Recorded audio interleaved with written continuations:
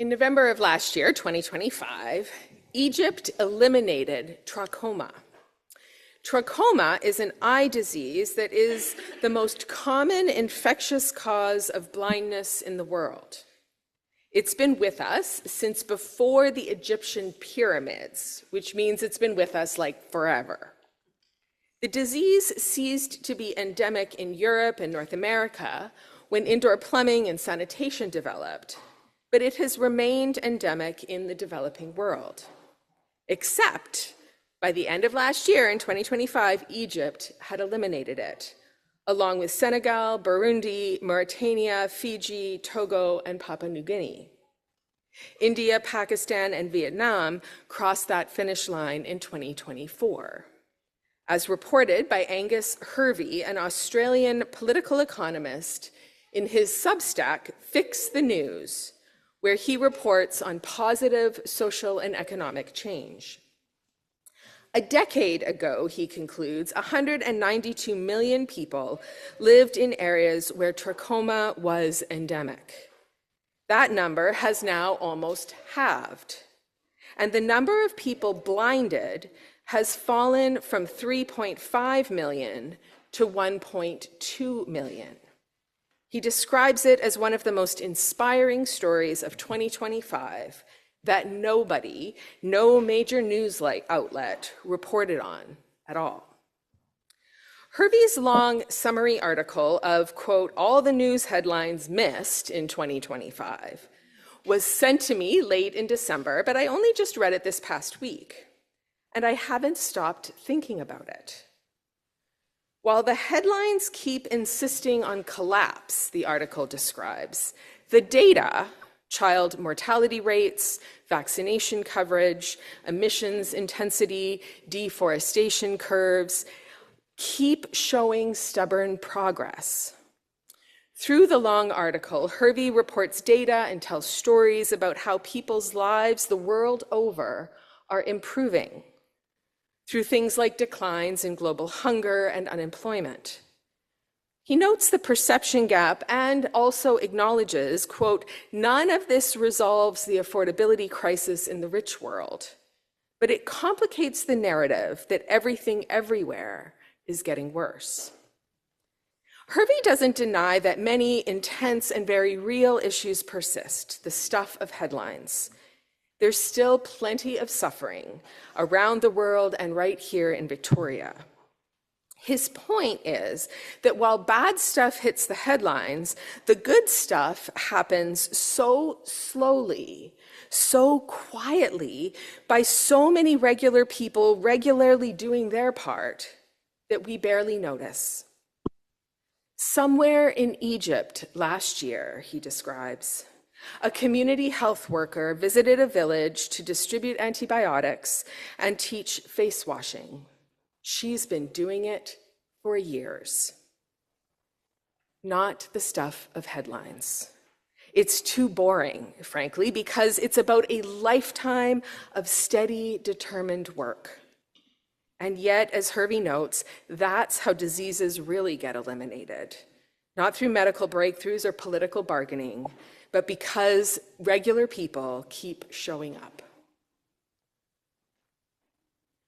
I will give you as a light to the nations, the Lord encourages her servant in our passage from Isaiah today, that my salvation may reach to the ends of the earth, to every village. This passage is the second of 4 so-called servant songs in the second major section of Isaiah. Across the 4 servant songs, the servant, clearly called by God and clearly working on the side of God, finds that things do not always go well. It's certainly the case in today's passage. The Lord called me before I was born, the servant says, and details how that calling remains abundant. I got this. Yeah, I can hear Even it so, now. all is not well. I have labored in vain, the servant laments. I have spent my strength for nothing and vanity. Why we think that when God calls us into service, it's going to go smoothly, I have no idea. Nowhere is that borne out in biblical record. It's more often like, I've tried, I've worked, I'm tired, and it's all for naught. But still, the servant recognizes God's call all the more and more. The Lord, the God of Israel, responds, see, it was just too easy. What I gave you to do, it was too small. It is too light a thing, God says. I will give you as a light to the nations, that my salvation may reach to the ends of the earth. The calling, not going to make you popular amongst the powerful, yet said calling does not relent. No wonder the servant's response is not recorded, because I think it would sound something like, really? Like, really, God? Working in my community is not enough. It has to be the whole world. Christians over the years, centuries, have interpreted 2nd Isaiah's servant songs as referring to Jesus. It's a retrojection. It's a projecting backwards in time. We don't know who the original writer was referring to, if anyone sort of in particular at all. What we do know is that this section of Isaiah was written in the time of the Babylonian exile, when God's covenant was in shambles and God's people were devastated. In such times of crisis, people go looking for a savior, and usually an individual solitary hero who will make it all better, who will stand up to the bully, who will take the risk. Historically speaking, God's people found it in King Cyrus of Persia, who kicked out the Babylonians and sent exiled peoples home. But then, in the time of rebuilding that followed, what's known as the Restoration period, the next writer in Isaiah's school never once uses the word servant in the singular. 3rd Isaiah only ever wrote about God's servants, plural. Somewhere in Egypt last year, in 2025, Angus Hervey reports, a community health worker visited a village to distribute antibiotics and teach face washing. She's been doing it for years. And undoubtedly, she was not alone. She was not the only community health worker doing the steady, exhausting work such that their collective effort eliminated a disease that has been blinding people since well before Isaiah wrote his servant songs. He was writing about her. He was writing about all the hers and all the hims. Activists who spent years fighting child marriage in Bolivia, nurses who traveled for days to distribute vaccines in Pakistan, rangers in Zimbabwe who ran anti-poaching patrols around the clock for rhinos, forest monitors in the Amazon who prevented fires from spiraling.